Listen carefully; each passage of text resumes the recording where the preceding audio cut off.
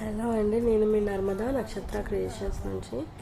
ఈ శారీ ఆర్డర్ నాకు యూకే నుంచి వచ్చింది. ఒక తెలిసిన అమ్మాయి నా రీల్స్ చూసి ఆర్డర్ చేసుకుంది. శారీ బాగుందని అప్పుడే చెప్పింది అండ్ బ్లౌజ్ స్టిచ్చింగ్కి కూడా నాకే ఇచ్చింది.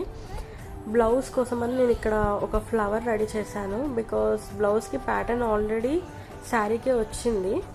సో నేను దాన్ని ఏం డిస్టర్బ్ చేయొద్దు అని చెప్పేసి అనుకున్నాను.